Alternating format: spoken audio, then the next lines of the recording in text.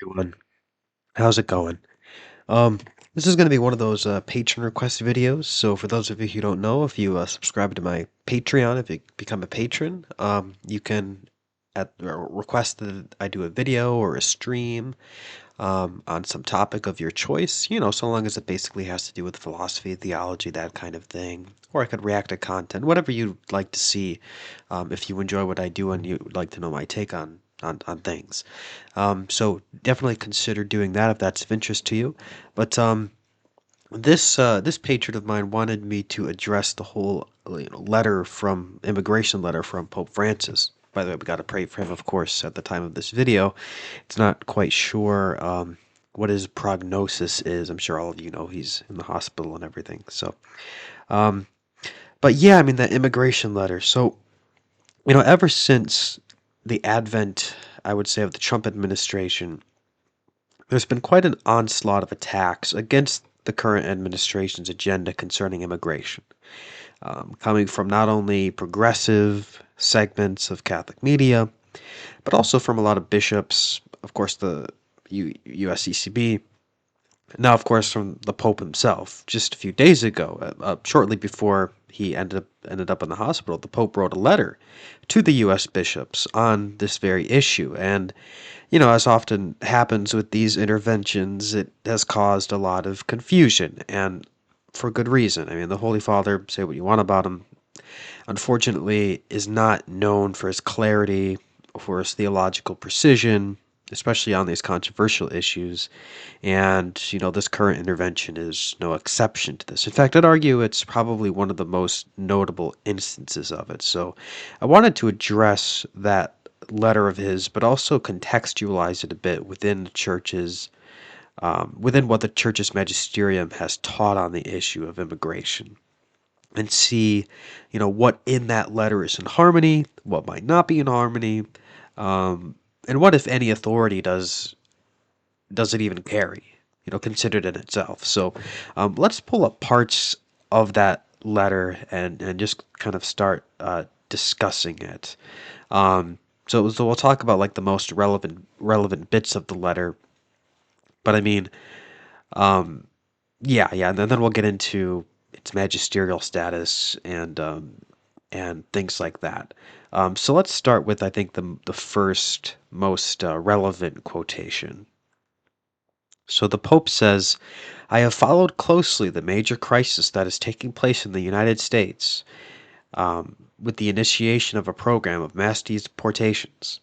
The rightly formed conscience cannot fail to make a critical judgment and express its disagreement with any measure that tacitly or explicitly identifies the illegal status of some migrants with criminality. At the same time, one must recognize the right of a nation to defend itself and keep community safe from those who have committed violent or serious crimes while in the country or prior to arrival.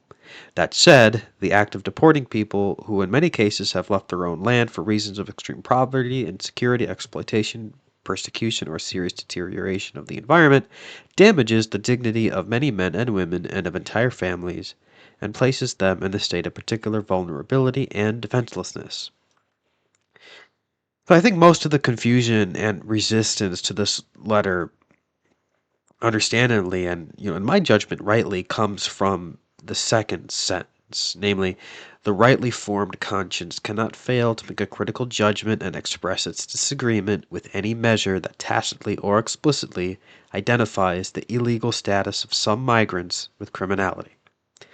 Let me just right off the bat say whoever wrote this sentence or translated it into English is not very smart. I know that sounds kind of harsh, but there's just no way around it. I understand that, it's attempting to draw some distinction between the unauthorized status of a migrant's entry, so their undocumented status, drawing a distinction between that on the one hand and either a crime against the natural law or perhaps criminal status under positive human law on the other. But A, there there's many ways that there's just so many better ways to express that thought, okay? And B, it provides just absolutely no guidance on how such migrants are then to be appropriately dealt with under the law. except perhaps to just not enforce the laws at all, which would imply, the per se illegitimacy of borders as such. And past popes like Pope John Paul II, for example, he did say you had to show compassion to illegal migrants. Like he made that comment, and we'll talk about him in a minute. But I think what has to be understood is the scale, the unprecedented scale with which illegal entries into the United States are happening and have happened, particularly over the last 4 years. And I think it's gotten to a point where if you don't enforce in every case, then that by itself will welcome indefinite hordes of unrelenting mass caravans, right? That's because they perceive that the United States has signaled a relaxed approach to immigration law enforcement, and that there's a correlative relationship between that signaling and the endless incoming hordes of caravans that's just not sustainable. So, unfortunately, there's really no middle ground from a prudential standpoint. But we'll get into that more a little bit later because so that's my initial problem with that sentence. But what's worse, um, because this is something of a formal letter, whose magisterial status is ambiguous at best, and once again makes a mockery of the church's teaching office as perceived by the wider world. That being said, though, I don't actually consider this letter at large to be per se constitutive of a magisterial act. I just don't see it as rising to that level. It's not an apostolic exhortation, it's not an encyclical. The Pope doesn't invoke his office as popes of the past did when they wanted to distinguish their private person from the office by which they speak.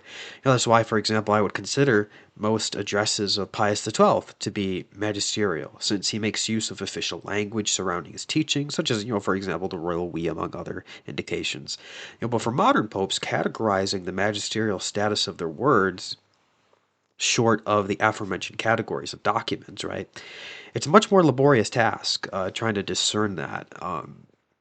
So I think for such papal expressions, a private letter, a letter to a specific group of people, an address, something like that, um, you would need to find specific passages or phrases within those addresses or letters that may constitute a magisterial act within an otherwise non magisterial mode of papal communication. So, for example, in this very letter, I would probably point to the following statement and categorize it as magisterial while acknowledging the non-magisterial status of the rest of the letter. So that would be this one right here, where he says, quote, "I exhort all the faithful of the Catholic Church and all men and women of good will not to give in to the narratives that discriminate against the cause of unnecessary suffering to our migrant and refugee brothers and sisters. With charity and clarity, we are all called to live in solidarity and fraternity, to build bridges that bring us closer together, to avoid walls of ignominy. Sorry about that. I got a little tongue twisted there. And to learn to give our lives as Jesus Christ gave his for the salvation of the world."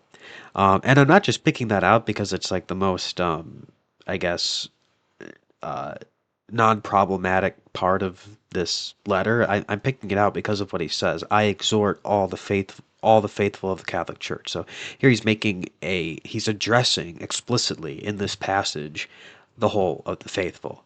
And that is by itself a pretty clear indication that he's meaning to speak authoritatively. But let's back up a little bit and go through the most important bits of this letter preceding that statement. So the Pope goes on to say, quote, "This is not a minor issue. An authentic rule of law is verified precisely in the dignified treatment that all people deserve, especially the poorest and the most marginalized.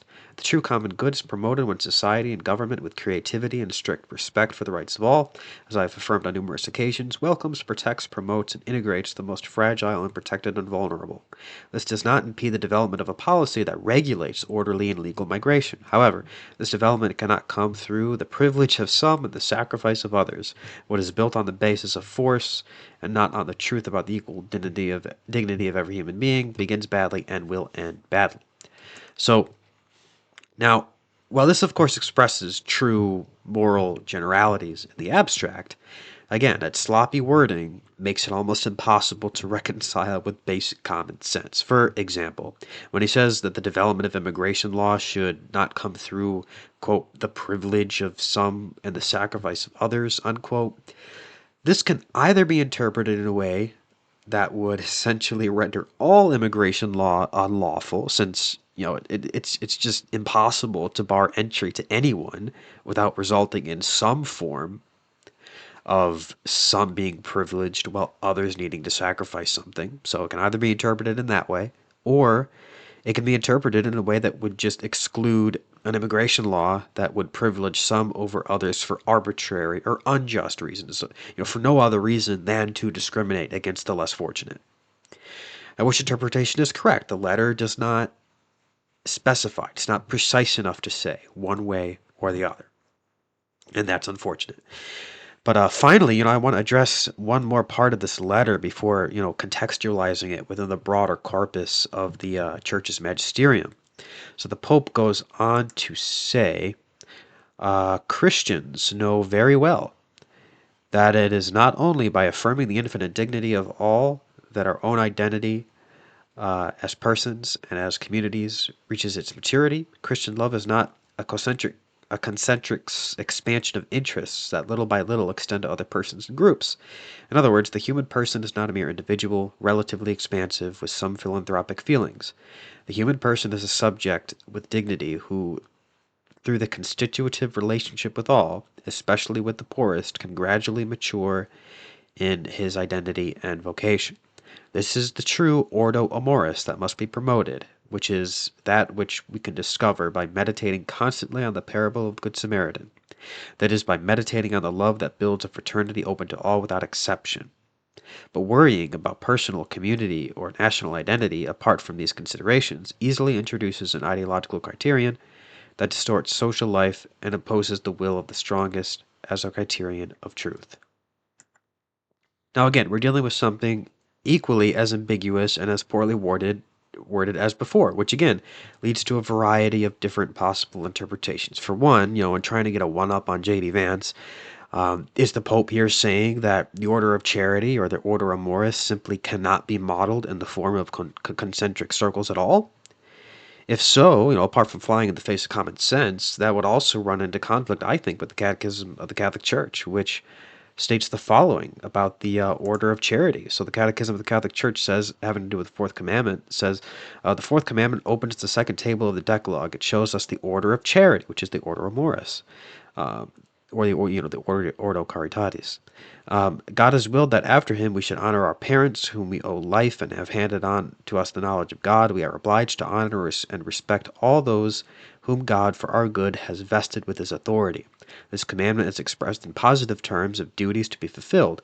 It introduces the subsequent commandments which are concerned with particular respect for life, marriage, earthly goods, and speech. It constitutes one of the foundations of the social doctrine of the Church. The fourth commandment is addressed expressly to children in their relationship to their father and mother, because this relationship is most universal. It likewise concerns the ties of kinship between members of extended family. It requires honor, affection, and gratitude toward elders and ancestors. And finally, it extends to the duties of pupils to teachers, employees to employers, subordinates to leaders, citizens to their country, and those who administer and govern it. Unquote. So, it's no surprise that the Catechism outlines its teaching on immigration, by the way, shortly after this, and that it falls under the Catechism's discussion of the Fourth Commandment generally, which we'll get to in a minute. But notice that it uses the very same phrase, order of charity, and immediately goes on to discuss the ways in which love binds us more closely with those who are closest to us. First and foremost by blood, of course, and family ties, and by extension, citizenship. Now, this is very clearly a concentric circle model of the way in which divine charity instructs us to order our obligations of beneficence. That being said, of course, just because charity has this concentric order to it. That doesn't mean that the obligation of beneficence is not truly universal in scope. Of course it is. St. Thomas Aquinas himself acknowledges that beneficence is to be extended to all. And sometimes the order of charity demands that in certain circumstances, yeah, we may we may be obliged to put the need of a stranger before the need of a family member. So, for example, say I was going to spend $20 to get my wife or a family member or something a birthday present, but a destitute person comes up to me needing money for a meal. And in that case, of course, conscience would intuitively acknowledge that my obligation to this person in need may supersede my desire for the other intention. And so, in this sense, the Pope's words in this letter could, with some terminological modification, be read to exclude a concentric model of the order of charity that would just altogether eliminate the bonds of charity that we owe to people perceived outside our immediate circle of relational bonds. So if it's interpreted in that way, that we're excluding this form of the concentric model, that would seek to exclude some, period, then of course I acknowledge it. But of course, as a qualifier to that, what might be true for individuals can change quite dramatically when we consider the obligation that the set of obligations that whole nations may owe to foreigners. And the magisterium has been outspoken about this dynamic over the centuries. So it's not like the magisterium has been silent on that. So what does then the magisterium, as opposed to the private opinion of the Pope or this or that Episcopal conference, which is in reality, by the way, devoid of magisterial authority per the teaching of John Paul II in Apostolos Suos, he says that Episcopal conferences do not speak on behalf of the magisterium. So just let's get that out of the way. But what does the magisterium have to say then about the topic of immigration? Whenever we're dealing with these ambiguities or areas of confusion from Pope Francis or whoever, we always need to go back to the sources, go to what is more sure, go to what is official and formal and unmistakably authoritative in the order of the Church's teaching. So, so what then does the magisterium have to say? Well, I think we'll come to no surprise that, for the most part, the Church's magisterial teachings on migration, in general, they're pretty much usually aimed at exhorting nations to embrace some degree of immigration, right? To show compassion, to show charity, to show universal brotherhood. But as is the case with other issues, such as those pertaining to, racial, ethnic, cultural issues, I think ironically, we can find the most room for the conservative positions within the nuances contained in older condemnations of, I guess we could call it, right-wing excess as regards to this and other related issues. I think we find this on display in the Church's very first magisterial treatment on the issue, and Pope Francis in that letter, he calls it the Magna Carta of the Church's teaching on immigration, which is Pius XII's Apostolic Constitution, Exsul Familia. In it, Pius XII lays out the following doctrinal formula pertaining to immigration. So let's pull that up. So he says, quote, "The natural law itself, no less than devotion to humanity, urges the ways of migration be opened for such people. For the Creator of the universe made all good things primarily for the good of all. Since land everywhere offers some possibility of supporting a large number of people, the sovereignty of the state, although it must be respected, cannot be exaggerated to the point where access to this land is, for inadequate or unjustified reasons, denied to needy and decent people from other nations, provided, of course, that the public wealth, considered very carefully, does not forbid this." Now, of course, what you find in this passage, and others like it, is by and large a statement in support of migration. But as often happens with these kinds of magisterial statements, there's enough stated nuance in these passages to carve out of it a set of limiting principles and caveats. So, and it is thoroughly within the scope of those caveats, I argue, that the progressive error kind of finds itself. The progressive excess finds itself. In other words, while the primary error being condemned in this Constitution would fall on the side of the immigration restrictionist in excess, the nuances and caveats contained in that very condemnation, they still have intelligible meaning and concrete applicability in and of themselves. So there's got to be, therefore, tangible, concrete situations in which the type, scale, and rate of migration can be discerned by the state as detrimental to its public wealth and sovereignty in such a way as to justify restrictive measures to curtail such waves of migration. Now, if those caveats are not clear enough from Pius XII, the Catechism of the Catholic Church is more explicit about them. And, by the way, the Catechism of the Catholic Church, some people like to say that it is not a magisterial document. I think it is, because why do I say that? Well, it's promulgated by apostolic constitution. Right? John Paul II promulgated it by apostolic constitution. That's not even true for the Roman Catechism, the Catechism of the Council of Trent. It was published by Pius V, but it wasn't published by force of a decree like this. So let's read what the Catechism says.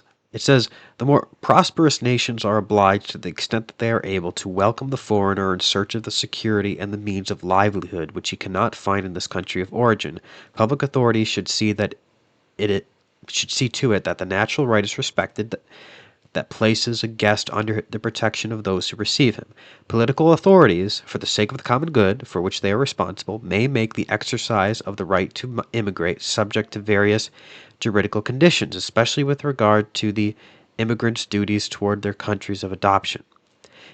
Immigrants are obliged to respect with gratitude the material and the spiritual heritage of the country that receives him, to obey its laws, and to assist in carrying the civic burdens.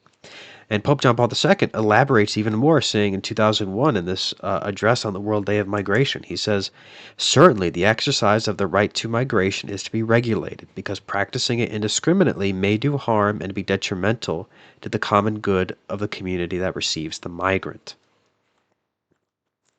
Therefore, while it is certainly true that extending Christian charity to the foreigner pertains to the natural law, no one's going to argue with that, that charity must be subject to a just and a proper ordering, order amoris, so as to ensure that each sovereign state is meeting its more fundamental obligations to its own citizens first and foremost. Moreover, the Catechism states that the obligations, as I just read, of justice extend both from the state to the foreigner as well as from the foreigner to the state.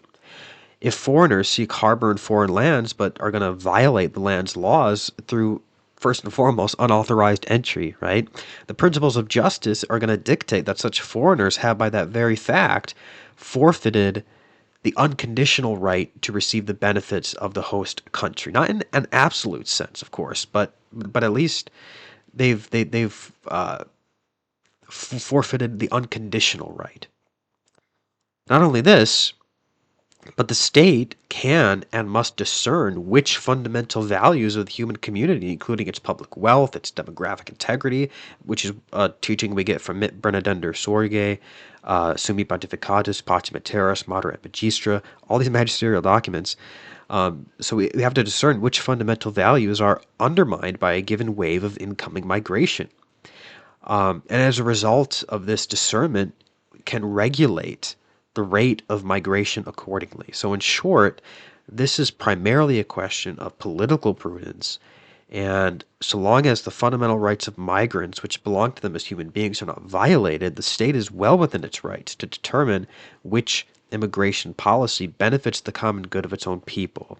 And this is in keeping with the teaching of Pius XII, who says in his encyclical Summi Pontificatus, quote, the Church hails with joy and follows with her maternal blessing every method and guidance and care which aims at a wise and ordering evolution of the particular forces and tendencies having their origin in the individual character of each race of people, provided that they are not opposed to the duties incumbent on men from their unity of origin and common destiny. Therefore, so long as the state does not treat migrants in a way that violates their dignity as human persons, the state can and must discern how best to treat them as migrants.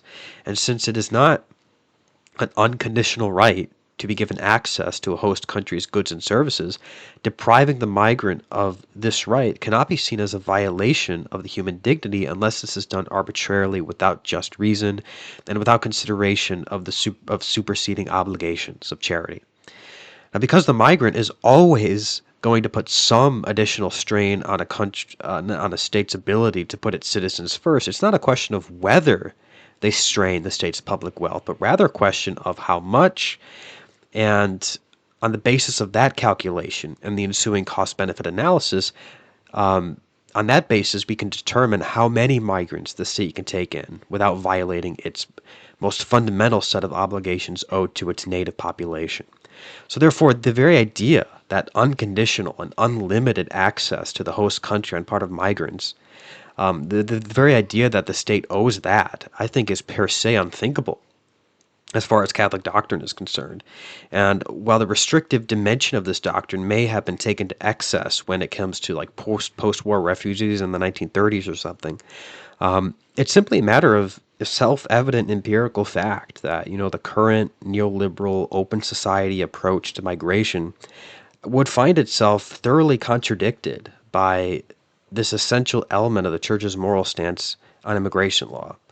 And it's for this reason that in the current political climate, the immigration restrictionist, I would argue, has a much stronger ally in the church's actual authentic magisterium than do the open borders advocates. All this being said, let's I would like to end here with well,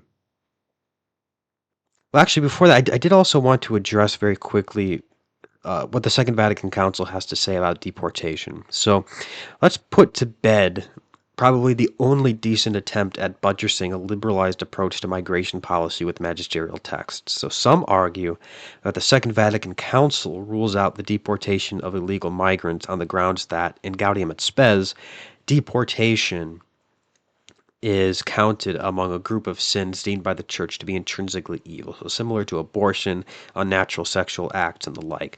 So here's the text in question. I believe I have it here. Yeah. So furthermore, whatever is opposed to life itself, such as any type of murder, genocide, abortion, euthanasia, or willful destruction, whatever violates the integrity of the human person, such as mutilation, torments inflicted on the body or mind, attempts to coerce the will itself, whatever insults human dignity, such as subhuman living conditions, arbitrary imprisonment, deportation, slavery, prostitution, etc. So all of those things, it's basically saying that they're, intrinsically evil, then they can't be justified under any circumstances. And Veritatis Splendor by John Paul II will affirm the same thing.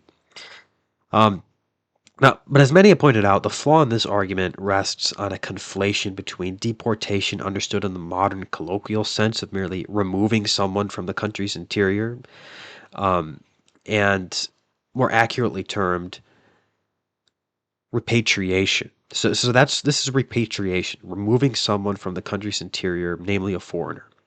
So that on the one hand, and then the more targeted and precise sense of the word, which is much more relevant to the post-war context of this document, which is arbitrarily exiling native citizens from their own country. So you can see how these are simply not differences in external circumstances, but these are really distinct species of acts entirely. So it is simply not the same act to remove a non-citizen illegally residing in a host country. That is not the same as exiling a native citizen who has a natural right to reside in his own country by virtue of granted citizenship. Violating that natural right is always and everywhere wrong, whereas it is simply a matter of law enforcement to repatriate illegal aliens. Allow me to close this whole discussion, I think, with a very helpful quote from St. Thomas Aquinas in the Summa Theologiae, who I think he articulated a profoundly rich and eminently sensible stance on migration when commenting on the ancient Israelite approach to welcoming the foreigner. So he says, quote, "Man's relations with foreigners are twofold, peaceful and hostile, and in directing both kinds of relation, This law contained suitable precepts, for the Jews were offered three opportunities of peaceful relations with foreigners. First, when foreigners passed through their land as travelers. Secondly, when they came to dwell in their land as newcomers. And in both these respects, the law made a kind of provision in its precepts. For it is written, Thou shalt not molest the stranger. And again, Thou shalt not molest a stranger. Thirdly, any foreigners who wished to be admitted entirely to their fellowship and mode of worship. With regard to these, a certain order was observed, for they were not at once admitted to citizenship, just as it was the law with some nations that no one was deemed a citizen except for 2 or 3 generations, as Aristotle said. The reason for this was that if foreigners were allowed to meddle in the affairs of a nation as soon as they settled down in the midst, many dangers might occur, since foreigners, not yet having the common good firmly in their heart, might attempt something hurtful to the people. Hence it was the law that prescribed in respect to certain nations that had close relationship with the Jews, that they should be admitted to fellowship citizenship of the people after the 3rd generation, whereas others were never to be admitted to citizenship. While the Amalekites, who were yet more hostile to them and had no fellowship or kindred with them, were to be held as foes in perpetuity. For it is written, The war of the Lord shall be against Amalek from generation to generation. Okay, so that's the Summa Theologiae. And so this is clearly articulating this is articulating an ordo amoris with respect to what charity requires in welcoming foreigners, right? That there is a certain order that is observed. What you have to discern the dispositions of the foreigners. Are they hostile? Are they friendly? Right? How well will they integrate into the society? All of these are considerations that should be made in constructing a just migration policy. So I think in light of all of that, I hope this was helpful. I think in light of all of that, there is definitely enough magisterial teaching of the church to side, I would argue, with the current immigration restrictionist, even in light of the Pope's letter, which I hope this video was helpful in uh, elucidating, interpreting, critiquing, harmonizing what can be harmonized, etc. So if you like this video, if you like this treatment of the issue, be sure to like the video, comment, let me know what you think. How do you interpret this letter? Do you think it's magisterial? And what are the implications of that? And if you want me to make a video on a topic of your choice, and among other things, please consider becoming a patron. You get monthly book recommendations, monthly articles, unlimited Q&A access to the messaging system. I even like if somebody like if you don't want to become a patron, I have lately been if somebody just wants to set up like an hour of theological discussion about some particular issue, help with trying to understand concepts, I also do that. Outside the Patreon system, it would just be like a separate kind of like a one-time payment kind of thing. But yeah, just if that's of any interest to you, patreon.com/classical theist. God bless you.